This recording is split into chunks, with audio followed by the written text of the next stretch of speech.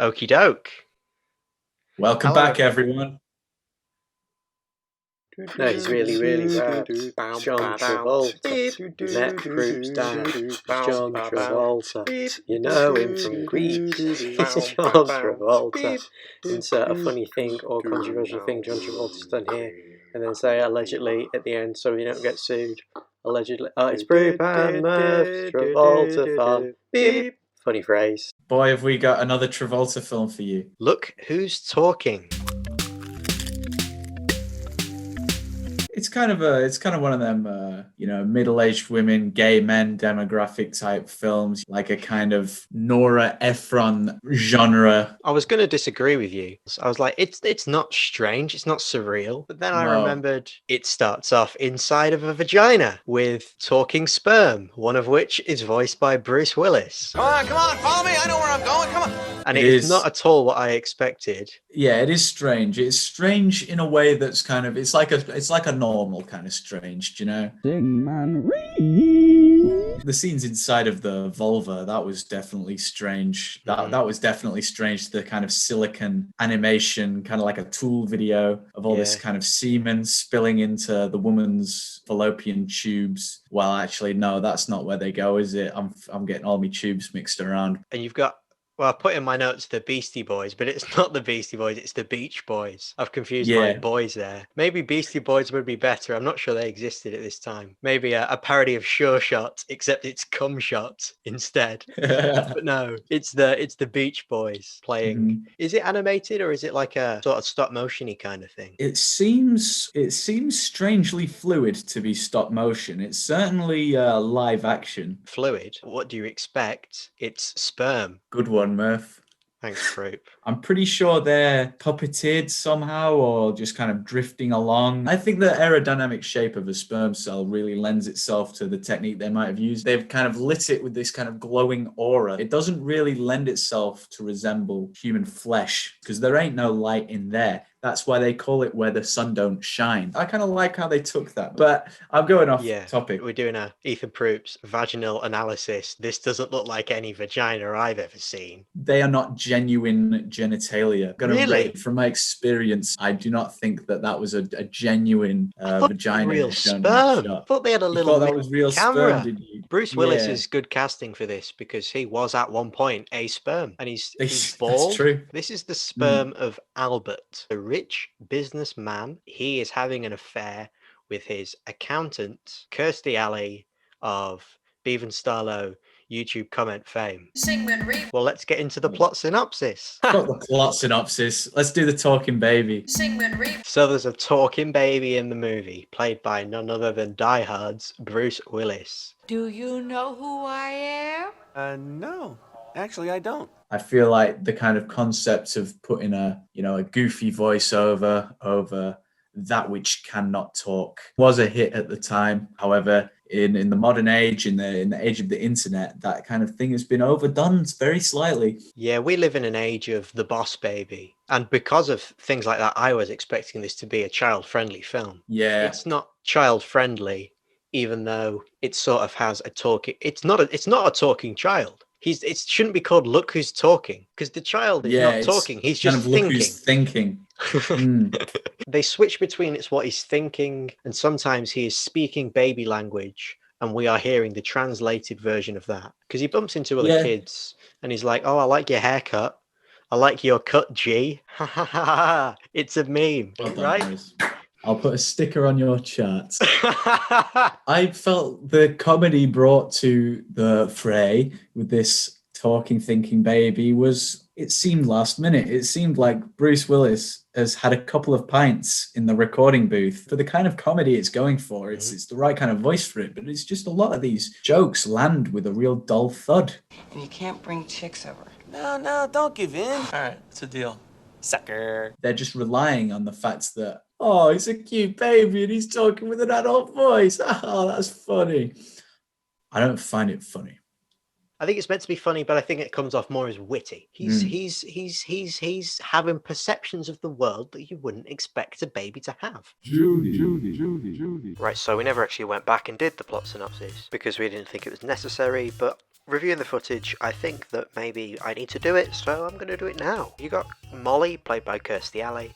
She is an accountant for this rich guy named Albert. Albert is married and is cheating on his wife with Molly. She falls in love with him, he impregnates her, but then it turns out this guy is also cheating on her, so they break up just as she's about to give birth. And when her water breaks, John Travolta just happens to be there. He's in a taxi, he drives her to the hospital. He's drawn to this woman and her baby, and he sort of babysits the baby. Kirstie Alley is trying to find the perfect man for her child. You know? Also, spoilers from this point forward.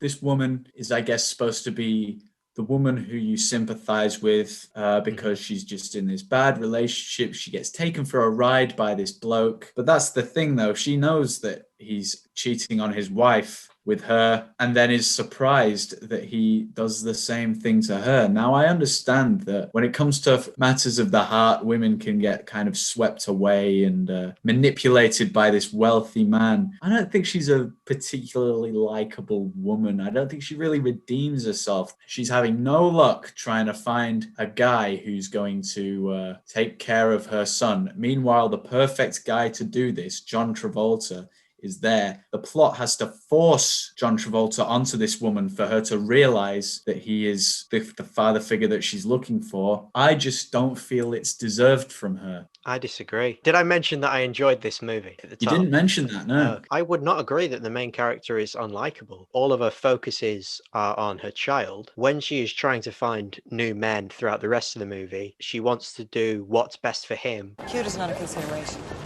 Come on. She keeps getting these visions of the future.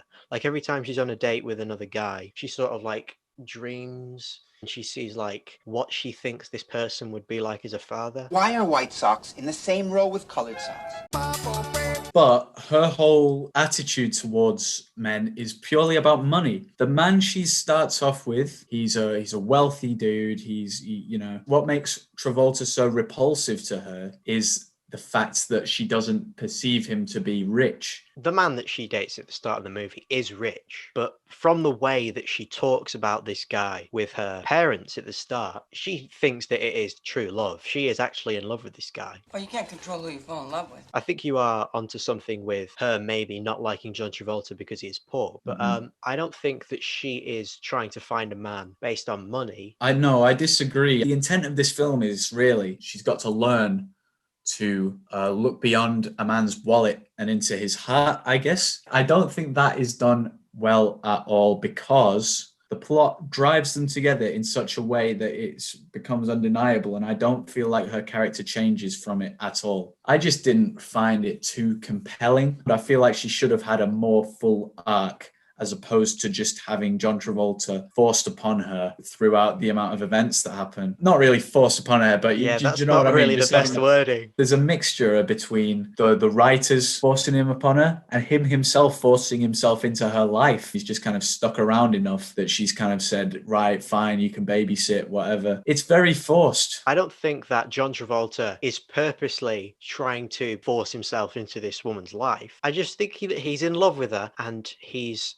showing it in weird ways. And the woman isn't just going to let this man into her home. It's not like she has been forced to by John Travolta. Like, I'm not saying that John Travolta is really forcing himself upon her. And him himself forcing himself into her life. The script and the plot pushes them together is completely... It's a romantic comedy. The script is meant to bring these two characters together so that they can fall in love. There are coincidences where these two just end up together, because if there aren't, then they aren't together and there's no movie. Yeah, it's like the concept that the universe has intended for these, or God or whatever has intended for these people to get together. Or Michael. It's all these like acts of God. That whole thing of him changing his granddad's letterbox to be her letterbox, considering she's pretty much a stranger at this point. In any real world scenario, that is definitely an intentional thing to spark up a little meeting, a little something. But I'm not trying to apply this relationship to a real world situation when this is a cartoon reality which starts off with talking cum. It doesn't come across as any kind of creepy obsession because it's not written like that. It's not like events are happening that bring them together. He is pushing himself towards her in the hope that eventually he talks her round, kind of thing. That's not like a weird thing. If I like a girl, I'm going to talk to her in the hope that she will like me. No. But you wouldn't like a girl that from the second she begins to give birth in your car. I disagree that John Travolta is in love with her at the start, because when he's driving her around, he's sort of like, oh, what are you, crazy? I feel like he's just drawn to her because it's sort of like a strange universal thing that has happened to him. That second encounter with the letterbox thing, that's the third encounter, Ethan Proop. He drops off Subway at the second encounter. You want a sub? I got a sub. No, thank you. The first encounter happens, and then all of a sudden he knows her address and just comes round with Subway. It's too easy for him. It's too easy. There's not enough. She left her purse in his taxi, and he dropped off the purse. The Subways he just kind of had with them, and he was like, "Hey, do you want a Subway?" And she said, "No, I don't want a Subway, bro." And she didn't even take a Subway. So it's not all about the Subway. It's not about the Subway. It's about the purse, Ethan. You're making this about Subway when it doesn't have to be about Subway. Excuse me, but I'm pretty sure you've said Subway about 26 times here, and I have not even brought it up. I'm going to take my sub and my breast milk, and I'm going to get out of here. There's a scene where John Travolta kidnaps the child, one of Travolta's most reprehensible acts. That's the sort of thing you would use in your argument to say he is some sort of what would you describe him as? I would describe him as probably a I would describe him as, there is no word for it. Well, we know what you mean. But yeah, I'm glad you brought that up, because I'd forgotten about that, and that really does strengthen my case against Travolta in this instance. Do you read milk cartons? Look, I was babysitting. That's quite early on as well. That's quite early on. In this situation, he's already as comfortable as he should be, maybe a year into it, but he's already at that comfort zone. The way the synchronicities are supposed to bring the characters together, but he's already here. He's just got to try and pull her over here instead of having them brought together and it being a lovely moment when they finally do get together. But you can almost view it from the lens that John Travolta is almost a child himself. The film does say that he's sort of like a big kid. He says that his best friend is this child. This era of Travolta, the kind of what really makes him a woman's dream is his kind of childlike side. The fact that he's been in Greece, he's kind of a schoolyard alpha pouncing around. Nothing, you know what I mean? Being childlike, like being in the movie Grease. He's there to represent the kind of like an irresponsible man. That's kind of the point. She's attracted to him, no doubt, but she views him to be irresponsible. She has to actually find someone she's in love with. And that's kind of what her mum tells her. How did you know he was going to be a good father? I didn't. I like the way he looked in his uniform. And she kind of has to slowly give in to the way she actually feels instead of trying to go for, just kind of this ideal she's got in her head, what a good father should be like with a big bank balance. I think you're coming at this from a completely different perspective than I am. I didn't think that she was after money in a single moment in the movie. She was just the part that did it for me was when she imagined her life with John Travolta in the future as just this slummy, poor. He was pulling food out of the trash. She views this man like complete scum because she doesn't see him as an earner.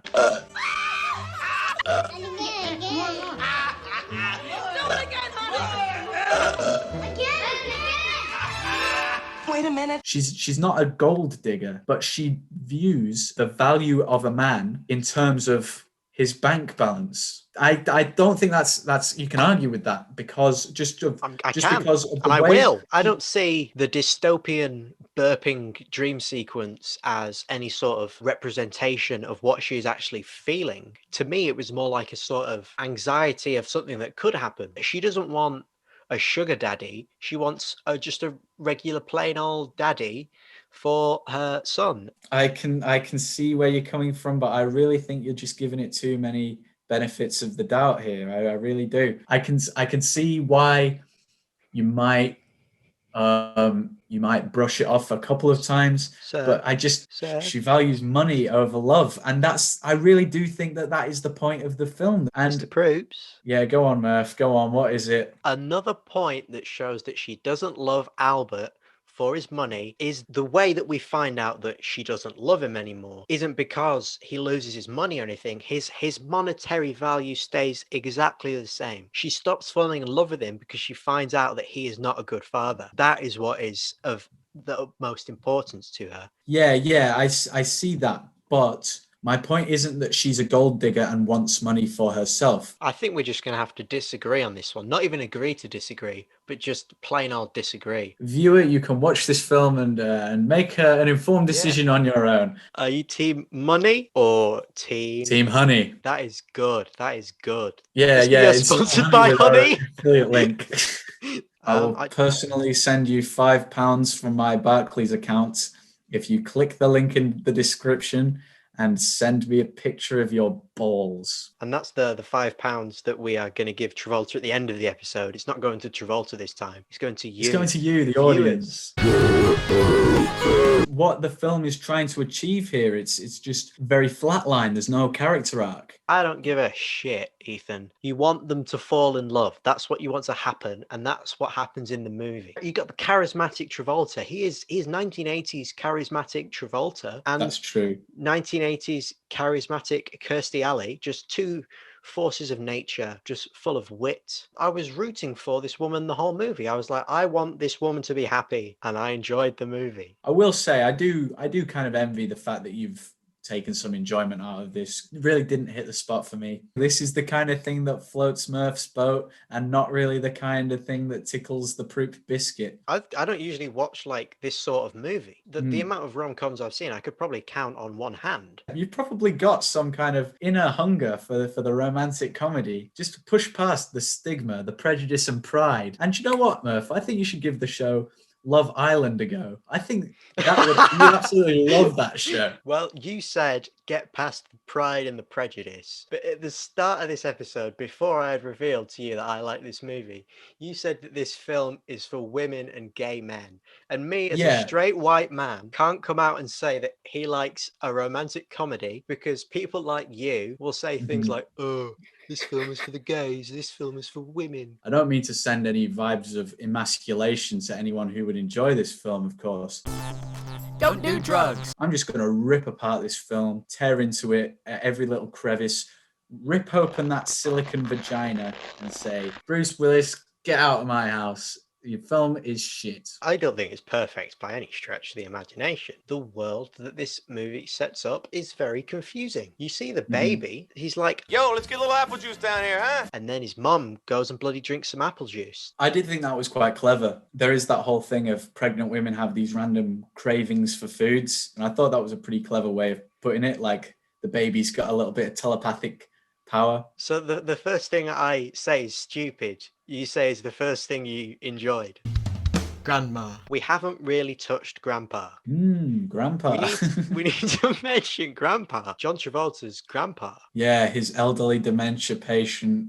They got good shrimp here. And I think that the grandpa definitely plays a much bigger part in the end of the movie. That's when these two are put together in a situation where the child, the talking Bruce Willis sperm boy, is at risk, and they come together and they realize they are a unit that can father this child. You get me? I do get you. I do you see, the grandpa aspect of it is really a plot device at the end of the day. But it's interesting to see the dynamic between like a man who has worn out all of his capabilities met with a man who was just learning his capabilities in the child, Bruce Willis baby. And it's interesting to see the interaction between the thinking child and the non-thinking aged old man. Yeah. One word sentence for effect. It's predictable. The boy's first words are dada. Dada. Upon hearing that word, the two love interests resume love. It made my heart melt. My heart was not touched at all. It was a good, nice scene, but The Yeah, fact that I wrapping it could all up. see it coming really devalued. Speaking of coming, the next scene is John Travolta's sperm. We're returning to the inside of Kirstie Alley's vagina. They've had another baby. Perfectly sets up for a sequel. I mean, I can't really say I'm looking forward to that given my experience here, but I mean, I'm just certainly looking forward to hearing Have an your open opinions on mind. it. Put yourself in my shoes. Wear that Murph wig you've got lying around your house. Wear a Murph outfit. Yeah, I'll put on a Gap hoodie and really give it a Murph's eye view. Hey, I've got Converse on today. I've not We got got the Gap, Converse I've got the today. Converse, Nice. Yeah, good for a conversation. Loser. Yeah, let's move on from that. You can edit that out. No, I'm You leaving can that edit in. that out. Please I'm don't gonna- make me look bad, Murph. I'm leaving Please that in, don't but make me look bad. I'm going to slow down the footage so the silence is even longer. I'm Don't. gonna have, I've already ruined myself by gonna have making the myself cricket look. sound effect. Murph, you're killing me. You've had a miscarriage. I did feel like the whole aspect of kind of personifying the sperm and having the baby have its own thoughts and feelings in the womb, it did seem quite like pro-life propaganda. I mean, this is taking it to have some kind of ideological backbone to it, which I really don't think it does because of how lighthearted it is. It does seem to be portraying the opinion that all that is in the womb is sentient and has its own soul already. But not just the fetus, but the sperm. In this movie, when you ejaculate more than a single cell at a time, you're committing genocide. The sperm is truly the carrier of the soul. The egg does not have any narration. Bruce Willis as a character is Bruce Willis as the sperm cell. I've got a couple of quotes here. It's not really that politically correct. When you're in the hospital at the start, you see Bruce Willis, you see some other babies, and you see a little brown boy. Whew. I did not think I'd be reincarnated this quickly. Whew. What a surprise. Oh, boy. Whew. It was a face palm moment, and it wasn't really. I didn't see it that way. I thought that was actually a good moment, I didn't see it as racist or unpolitically correct, honestly. I'm really taking this from a more grandpa's view, conservative approach, whereas you're taking a much more modern, liberal approach to this film. I really feel like our opinions on this film represent a much bigger cultural issue going on in the world. If you don't agree that this one's a little bit dated, then I've lost all hope for you. Look, if you have to know my life history, I was artificially inseminated. What are you, lesbo? Do you think that's okay in the year of our Lord 2021, Ethan Proops? Yes. I didn't think that was homophobic. I kind of see where you're coming from. It's a stereotype. It's like, why would a straight woman inject semen when she can get some penis? You don't know the ins and outs of her biology. In the context here, using a stereotype for comedic effect in a comedy film, and just the fact that it is set up where she says, right, I'm too embarrassed that I've been cheated on. I'm just going to tell people it was artificial insemination. And her mum's like, that's for lesbians. And, our mum's saying it coming from that was good. I thought that was good. Yeah. That's what then sets up John Travolta saying it and then her being fed up of him saying that. I didn't get too many derogatory vibes. I don't think anyone who's been involved in that kind of process or who is a lesbian or whatever, I really don't see any of them being particularly offended. And I just kind of thought, it's none of his business, It's sort of like, if a woman's giving birth in your taxi, the last thing you should be asking is, oh, you're not gay, are you? What the hell do I know? Maybe I'm just an SJW cuck soy boy liberal. But a good joke is mini Bruce Willis in the womb. Look at that, another little arm coming in down there. What's it doing way down there? Now how am I gonna get that in my mouth? Oh, baby fellatio. That is hilarious. I've got one last quote before we move on to our final conclusion. You spend 9 months trying to get out and the rest of your life trying to get back in? Yeah, tell me about it. This era of Travolta is what suits him the most, certainly. He's just Travolta. He's cool, yeah, woo. I think that's what he does from an objective standpoint. I think that's what he does best. And that's what became tarnished throughout his career. However, from a subjective standpoint, is not my favorite of Travolta's broader discography. Filmography. Yeah, you're right. That was the poor choice of words. I will Flaming Loon. beat myself up about that one internally. I think there's only one thing left for us to do, and that's to give a rating. Scores. Yeah, I mean, I'm thinking probably a 2, honestly. Do you know what? I will give it a 3 because I mean, I did enjoy seeing the kind of animated sperm. I was thinking of giving it a 6, which doesn't really reflect the difference in our opinions on this movie. So I think I might, even though I think it is more of a 6, I think I'm going to give it a 7 just for the sake of the show. Yeah, sorry, Murph. You've pretty much lost me on this one. Yeah, I'm just happy I could be positive for once on this show. Next episode is our 10th, a big milestone. I'm going to throw this in the air. I'm going to ask you what you think. Do you think we should, for our 10th episode, cover the movie Going Clear, Scientology, and the Prison of Belief? It's a little bit of a change of pace. It's a documentary. This next film is a change of pace. It's a documentary. That's a good 10th episode, I think. It's a change of pace. It's not actually one of his movies. It's a non-fiction kind of thing. I think that's a good idea. Yeah. Let's wrap this up. I have been Harris Murphy. And I have been Ethan Proops.